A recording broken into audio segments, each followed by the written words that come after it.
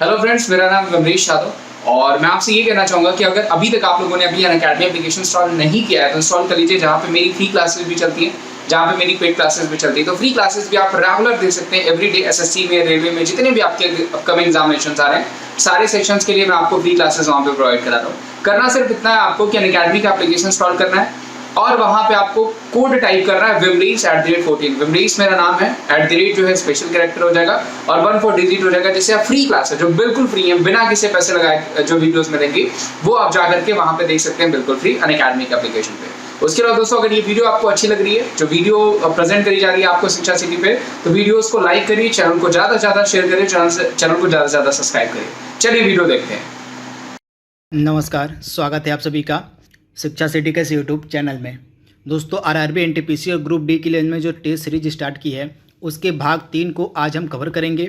इससे पहले हमने भाग 1 और भाग 2 को अपलोड कर दिया है। अगर आपने हमारी पहली टेस्ट सीरीज और दूसरी टेस्ट सीरीज नहीं देखी है आरआरबी एनटीपीसी के लिए, तो उसे आप ज़रूर देख लीजिएगा।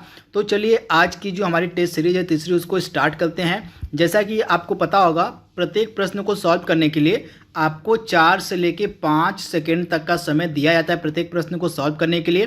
तथा आपको कमेंट बॉक्स में बताना पड़ता है कि इन 30 प्रश्नों में से आपने कितना सही किया है। तो आप पूरी ईमानदारी के साथ इन 30 प्रश्नों को सॉल्व किया करिए। तो चलिए आज के वीडियो को स्टार्ट करते हैं और देख लेते हैं कि आज की तीसरी टेस्ट सीरीज में हमने कौन कौन से इंपॉर्टेंट प्रश्नों को सम्मिलित किया हुआ है। तो चलिए वीडियो को शुरू करते हैं।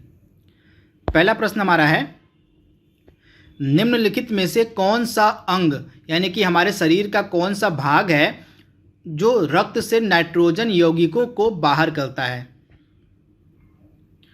तो हमारे शरीर का कौन सा भाग है जो रक्त से, हमारे ब्लड से नाइट्रोजन यौगिकों को बाहर करता है। तो इसका राइट आंसर हो जाएगा किडनी, जिसको हिंदी में हम गुर्दा कहते हैं। तो गुर्दा जो होता है, हमारा किडनी जो होती है, वह रक्त से नाइट्रोजन यौगिकों को बाहर करती है। यानी ऑप्शन ए इसका बिल्कुल सही है, किडनी यानी कि गुर्दा।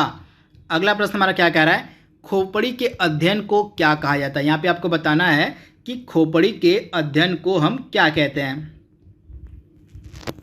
तो खोपड़ी के अध्ययन को कहा जाता है क्रेनियोलॉजी, यानी ऑप्शन ए इसका बिल्कुल सही है। खोपड़ी के अध्ययन को क्या कहा जाता है, तो खोपड़ी के अध्ययन को हम कहते हैं क्रेनियोलॉजी। आप इसे जरूर ध्यान दीजिएगा। वहीं एक चीज़ और आप ध्यान रखिएगा, इसके बाद 2-4 चीज़ें मैं आपको और बता देता हूँ कि कौन कौन सा वैज्ञानिक अध्ययन है तथा उस वैज्ञानिक अध्ययन के तहत किस चीज़ का अध्ययन किया जाता है। तो आप याद रखिएगा। सबसे पहले आप याद रखिए एंथोलॉजी। तो एंथोलॉजी के अंतर्गत किसका अध्ययन किया जाता है, तो एंथोलॉजी जो होता है इसके अंतर्गत अध्ययन किया जाता है फूलों का। किसका, तो एंथोलॉजी के अंतर्गत जो है फूलों का अध्ययन किया जाता है। उसके बाद एक होता है ऑथिलॉजी। क्या होता है, तो एक होता है ऑथिलॉजी। तो ऑथिलॉजी के अंतर्गत जो होता है जोड़ों का। किसका, तो ऑथोलॉजी के अंतर्गत जो है जोड़ों का अध्ययन यानी कि ज्वाइंट जो होता है उसका अध्ययन किया जाता है।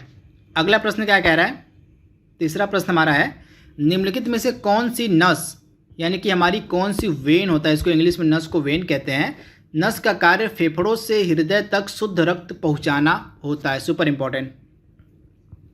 तो वह कौन सी नस होती है जिसका कार्य होता है फेफड़ों से हृदय तक शुद्ध यानी कि जो प्योर ब्लड होता है उसको पहुंचाना। तो इसका राइट आंसर हो जाएगा पल्मोनरी वेन जो होती है हमारी, इसका जो कार्य होता है वह होता है फेफड़ों से हृदय तक साफ रक्त को पहुंचाना। यानी राइट आंसर आपको मिलेगा ऑप्शन ए। तो आप इसे जरूर ध्यान दीजिएगा। अगला प्रश्न हमारा क्या कह रहा है, सूखा रोग यानी जिसको इंग्लिश में कहते हैं हम रिकेट्स, निम्नलिखित में से किस विटामिन की कमी से होता है। तो जो सूखा रोग होता है या किस विटामिन की कमी से होता है, तो विटामिन डी की कमी से जो है सूखा रोग यानी कि रिकेट्स नामक बीमारी होती है। तो आप इसे ध्यान दीजिएगा। वहीं विटामिन सी की कमी से कौन सी बीमारी होती है, तो स्कर्वी नामक जो रोग होता है यह किसकी कमी से होता है, तो विटामिन सी की कमी से होता है। और विटामिन बी की कमी से कौन सा रोग होता है, तो विटामिन बी की कमी से रोग होता है बेरी। तो इसे आप ध्यान दीजिएगा। विटामिन बी की कमी से रोग होता है बेरी। तो इसे आप ध्यान दीजिएगा। अगला प्रश्न हमारा कह रहा है, गणतंत्र दिवस जो 2019 का मनाया गया, तो आपको बताना है कि गणतंत्र दिवस 2019 पर भारतीय रेलवे की झांकी का मुख्य विषय क्या था। सुपर इंपॉर्टेंट प्रश्न। तो गणतंत्र दिवस 2019 पर भारतीय रेलवे की झांकी का मुख्य विषय क्या था, तो तो मोहन से महात्मा, यानी ऑप्शन बी इसका बिल्कुल सही है। 2019 का जो हमारा रिपब्लिक डे मनाया गया था उसमें भारतीय रेलवे की झांकी का जो मुख्य विषय था यह था मोहन से महात्मा, यानी ऑप्शन बी इसका बिल्कुल सही है। आपके लिए एक और प्रश्न, आप अगर आपको जवाब पता होगा तब कमेंट बॉक्स में बताइएगा कि इस वर्ष यानी कि 2020 का हमने जो गणतंत्र दिवस मनाया है, इस गणतंत्र दिवस के अवसर पर हमारे मुख्य अतिथि कौन थे? अगर आपको इसका जवाब पता है तो आप कमेंट बॉक्स में बताइएगा। अगला प्रश्न हमारा क्या कह रहा है, निम्नलिखित में से कौन सा भारत का पहला सौर ऊर्जा से संचालित हवाई अड्डा है? सुपर इंपॉर्टेंट प्रश्न।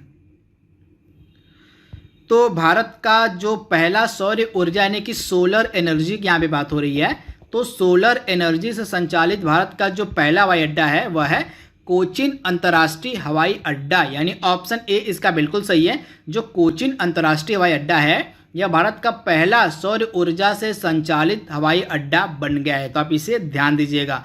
वहीं दूसरा ऑप्शन हमारा है कुशीनगर, जो कुशीनगर हवाई अड्डा ये आपको मिलेगा कहाँ पे? कुशीनगर गोरखपुर में पड़ता है, यानी कि नहीं उत्तर प्रदेश में है यह कुशीनगर अंतर्राष्ट्रीय हवाई अड्डा। यह चर्चा में क्यों था? तो हाल ही में इसको अंतर्राष्ट्रीय हवाई अड्डा बना दिया गया था, इसी कारण से यह न्यूज़ में था। तो ये आपके एग्जाम में पूछा जा सकता है कि जो कुशीनगर हवाई अड्डा है जिसको हाल ही में अंतर्राष्ट्रीय हवाई अड्डा बना दिया गया था, यह किस राज्य में स्थित है? उत्तर प्रदेश राज्य का हवाई अड्डा था कुशीनगर हवाई अड्डा, जिसको अंतर्राष्ट्रीय हवाई अड्डा बना दिया गया। और तीसरा प्रश्न भी इंपॉर्टेंट आपके लिए है, देवी अहिल्याबाई अंतर्राष्ट्रीय हवाई अड्डा, तो यह कहाँ पे है? तो यह मध्य प्रदेश में आपको मिलेगा, मध्य प्रदेश के इंदौर में। कहाँ? तो मध्य प्रदेश के इंदौर में यह है देवी अहिल्याबाई अंतर्राष्ट्रीय हवाई अड्डा। इसको भी जो है अंतर्राष्ट्रीय हवाई अड्डा का दर्जा दे दिया गया था, तो इसी कारण से यह भी न्यूज़ में था। अगला प्रश्न हमारा क्या कह रहा है, निम्नलिखित में से कौन सा राज्य भारत का पहला जैविक खेती वाला राज्य बना, यानी कि ऑर्गेनिक फार्मिंग करने वाला भारत का पहला राज्य कौन सा बना था? तथा यही राज्य था ओपन डिफिकेशन फ्री भी होने वाला भारत का पहला है, खुले में शौच मुक्त होने वाला भारत का पहला राज्य, और जैविक खेती करने वाला भारत का पहला राज्य कौन बना था? दोनों एक ही राज्य हैं, आपको बताना है। तो ऑर्गेनिक कृषि और ओपन डिफिकेशन फ्री यानी कि खुले में शौच मुक्त होने वाला जो पहला राज्य था यह था सिक्किम, यानी ऑप्शन बी इसका बिल्कुल सही है। भारत का पहला जैविक खेती वाला राज्य भी सिक्किम है और खुले में शौच मुक्त होने वाला भारत का पहला राज्य भी सिक्किम था। अगला प्रश्न हमारा क्या कह रहा है, निम्नलिखित में से कौन किस देश ने डिजिटल मुद्रा अरब लॉन्च की है? सुपर इंपॉर्टेंट प्रश्न। तो किस देश के द्वारा जो डिजिटल मुद्रा अरब है वह अबर लॉन्च की गई है? तो जो डिजिटल मुद्रा अबर है यह लॉन्च की है यूएई ने, यानी कि संयुक्त अरब अमीरात के द्वारा जो है एक डिजिटल मुद्रा लॉन्च की गई है अबर नाम से। तो आप इसे याद रखिएगा। संयुक्त अरब अमीरात की राजधानी क्या है? Abu Dhabi. क्या है? तो अबू धाबी जो है संयुक्त अरब अमीरात की राजधानी है, तथा यूएई में ही 2020 का आईपीएल का आयोजन भी किया जा रहा है। अगला प्रश्न हमारा क्या कह रहा है, निम्नलिखित में से कौन सा रासायनिक तत्वों की आवर्ती सारणी का अंतर्राष्ट्रीय वर्ष है? आपको बताना है कि निम्नलिखित में से दिए गए वर्षों में से कौन सा वर्ष जो है रासायनिक तत्वों की आवर्त सारणी का अंतर्राष्ट्रीय वर्ष है।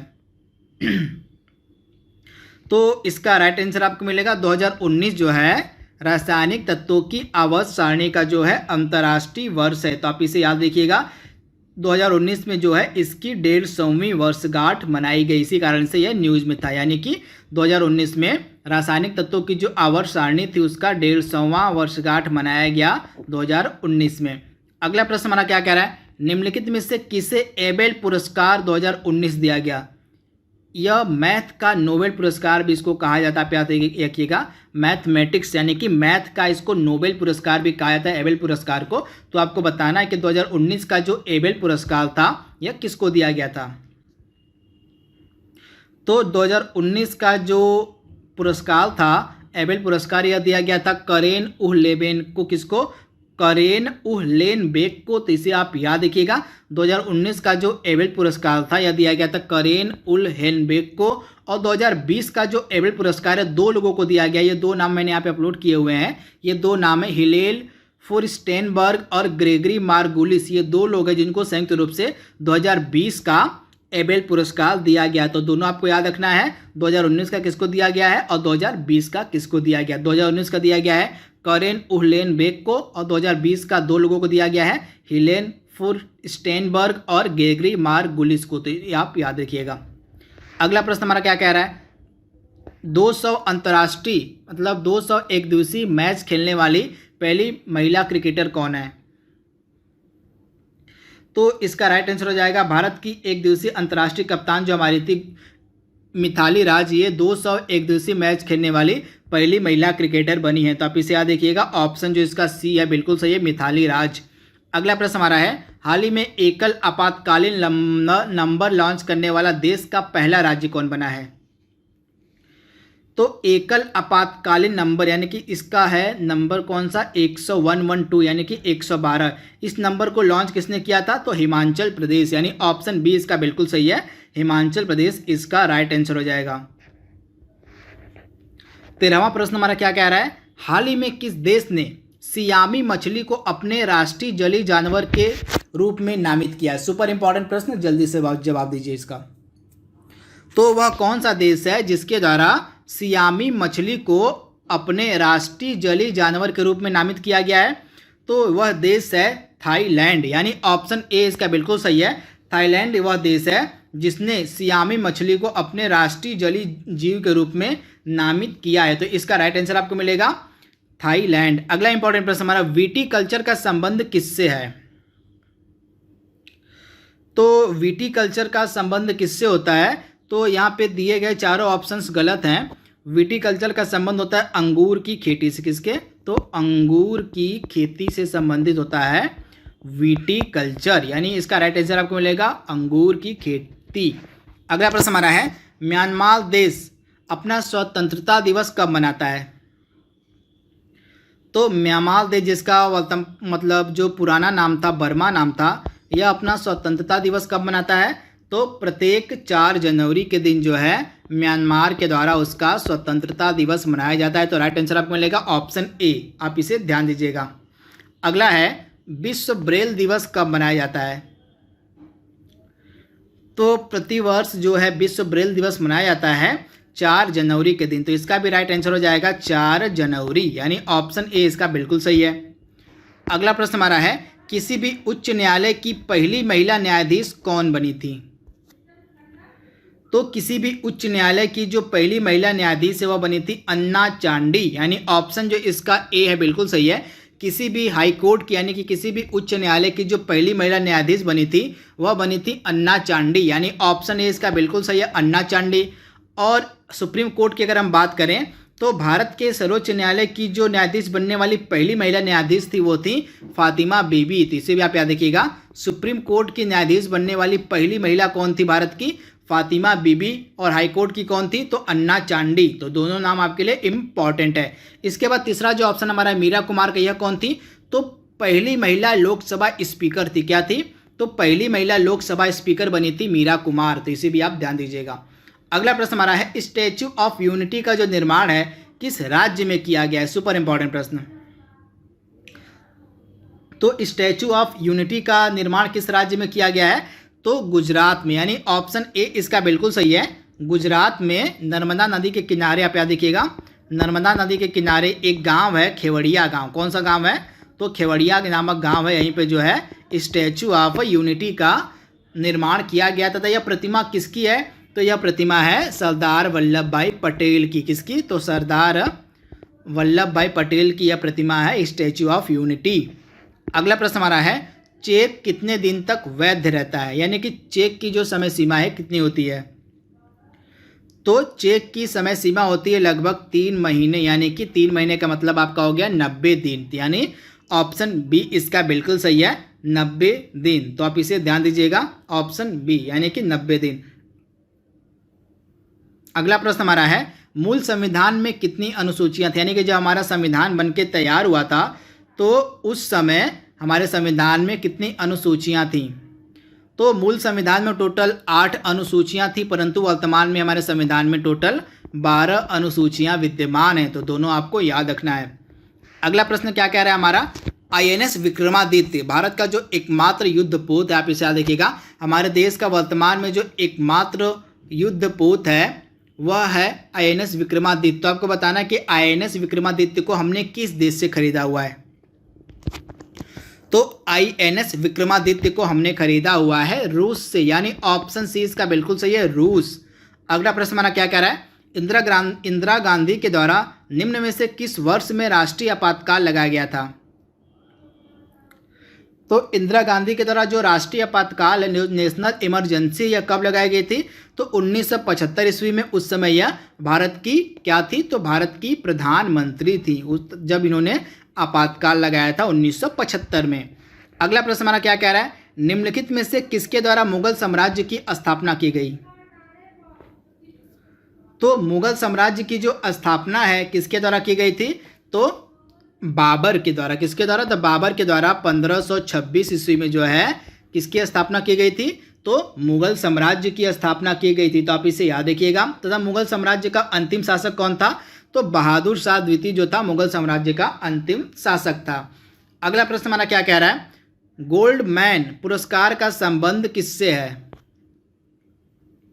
तो गोल्डमैन पुरस्कार का संबंध किससे है, तो पर्यावरण यानी कि वातावरण, यानी ऑप्शन ए इसका बिल्कुल सही। गोल्डमैन पुरस्कार का जो संबंध है यह वातावरण से है।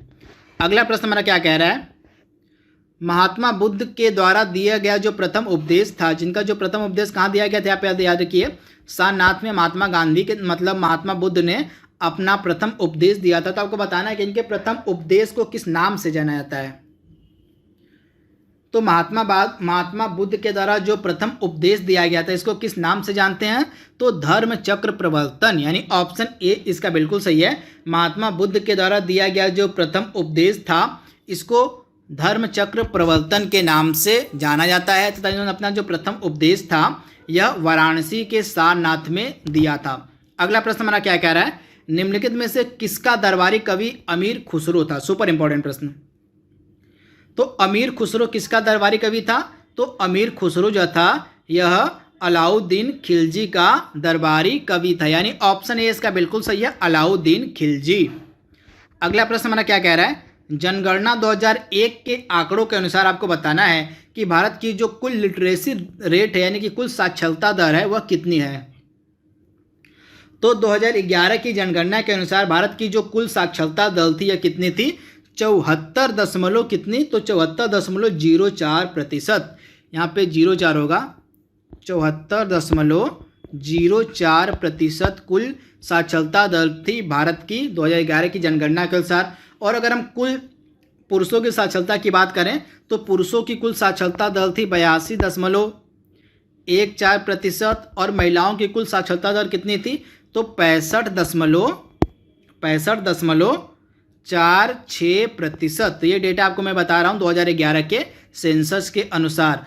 कुल भारत की साक्षरता दर थी 74.04% और कुल भारत में पुरुषों की साक्षरता दर कितनी है, 82.14% और महिलाओं की 65.46%।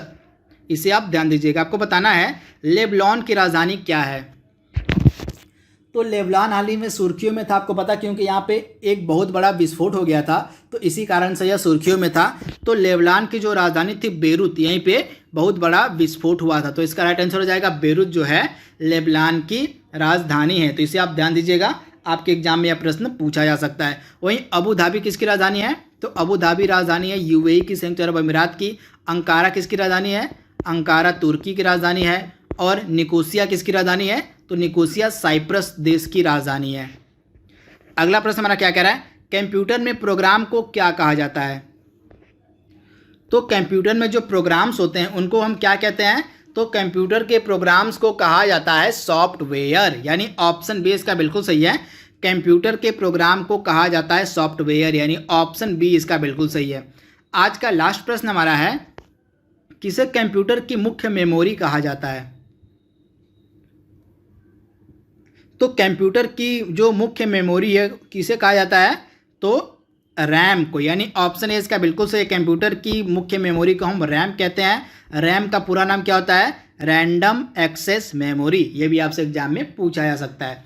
तो दोस्तों यहाँ पे हमने तीसरी टेस्ट सीरीज जो हमारी है इसको भी हमने कवर कर लिया है। आई होप आपको यह वीडियो पसंद आ रहा होगा। तो कमेंट बॉक्स में बताइए कि आपको यह वीडियो कैसा लग रहा है। तो आज के लिए बस इतना ही। Thank you, thanks for watching, thank you.